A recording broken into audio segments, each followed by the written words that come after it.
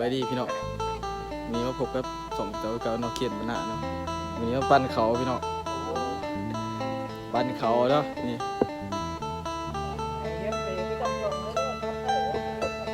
แต่ว่ายังถารถพี่น้องตัวนี้เนาะ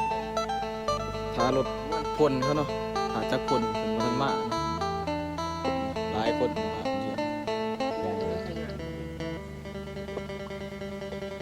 นี่เราท้าพี่น้องว้าวเราก็เรียนว่าก่อนที่บริโภคเขาถาห่อนอากาศห่อนพี่น้องมานั่งถารถพ่นอยู่เนาะถาจักพ่นตัวประทันมานั่งถาลายคนเลยขาหมูเนาะคุณว่าจะน้อยปีเอกเข้าอย่างนี้เนาะซ้อนบรรณะเห็นหนาเห็นดนเห็นหนาเห็นหนวดดน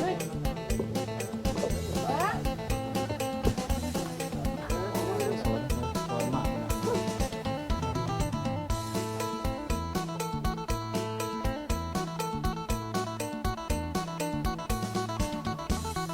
ออกค่ายเลยพี่น้อง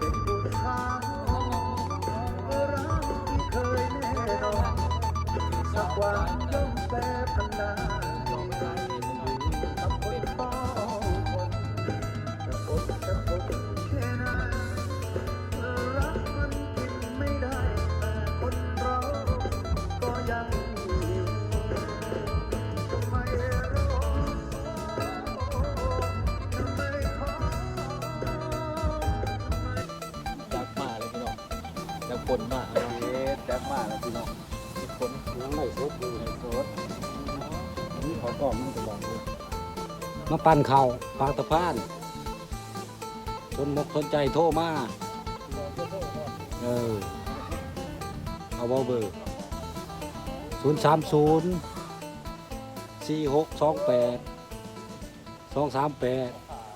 เอาโทรมาอะไรตลอด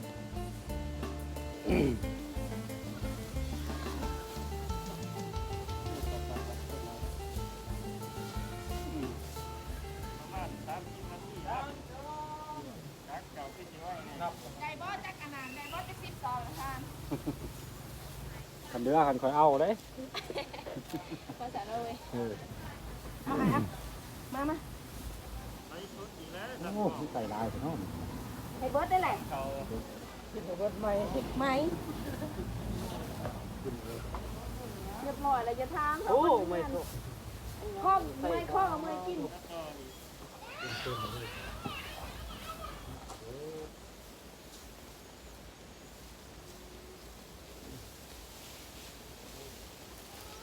ในเขาเบิ่งนั่นดีเอ้ยเพราะข้าวขึ้นน้ำหอมเอ้ยจะได้บอกได้ว่าเขาพี่ชายหาย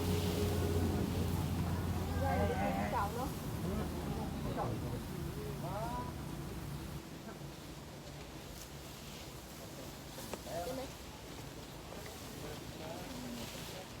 ห้องว่าโอเค ไปดิพี่น้องสบายดีพี่น้อง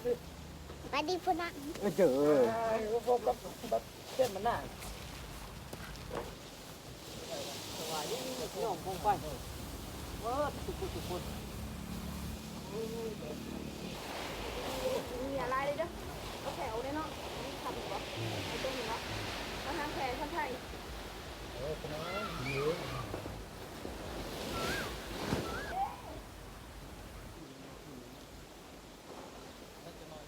เรียกเก้นห้ามเตี้ยงเลยเรียกเก้นโอ้ย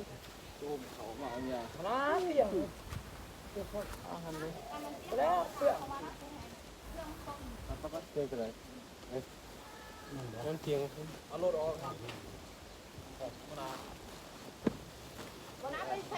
บ่นี้เอาปลานี่ก็ได้เอาบิดเตี้ยงรถมาซูนกระจูนเขาแซกไปฝ่าเลยต้มเลยต่อ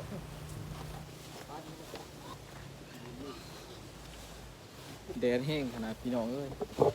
จะมันเหนื่อยหอนแดดเดี๋ยวไปถาเบิ่งต้นปน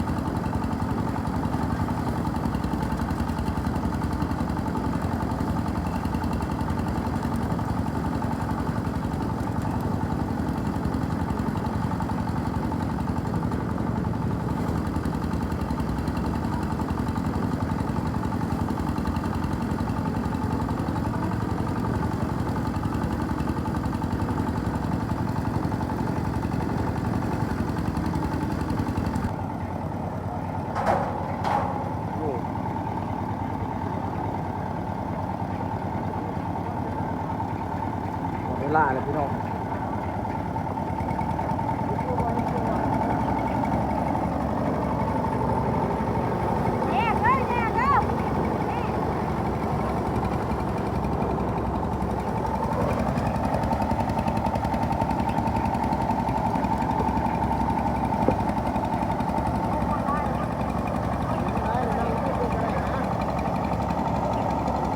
ตรงกระสอบ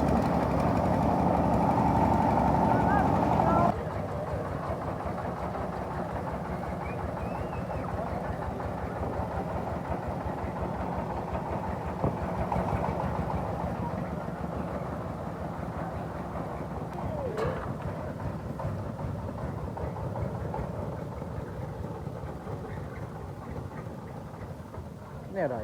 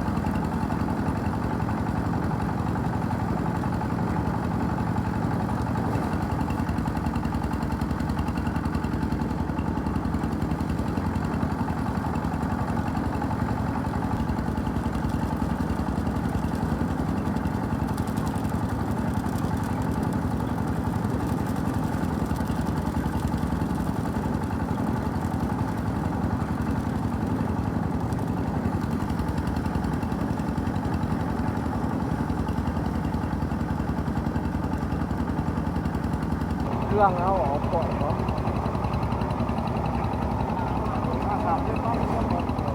ตัวน้ำเดี๋ยวตัวน้ำเอาแรงน้ำมากมันลงไปเลยจะมัน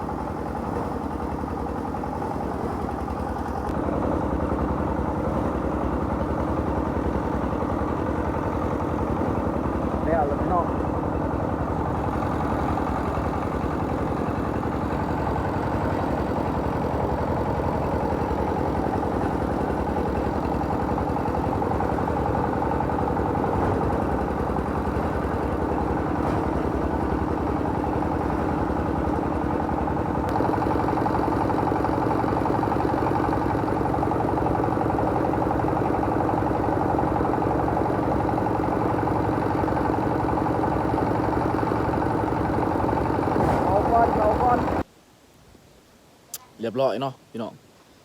ปั่นเขาหรือว่าพ่นเขาเนาะได้56สอบเนาะค้นเรียบร้อยแต่ว่าบ่ได้ถ่ายพี่น้องได้เบิ่งเนาะเรียบร้อยเลยเนาะค้นเขาในพุ่นแหละมีโต้ท่านแหงเนาะตากไว้นี่กองเพื่องสำหัวผู้ แต่ว่าเขาได้บ่หลายเนาะปีนี้ถือว่าลุบแล้วก็สำเร็จเนาะมื้อแรงแม่นกินเบียร์แล้วมื้อแรงสลองว่าซั่นเขาขึ้นเหล้า เอาสำหรับคลิปเฮาก็สิได้จบสิเนาะพี่น้องบายจะได้ก็ฝากกดไลค์กดแชร์เด้อพี่น้องกดติดตามเนาะคลิปเฮาก็บ่ได้ลงตัวเนื่องเนาะมันโดนลงเทื่อเนาะข่าวเวียกหลายเนาะคนเอาบายพี่น้อง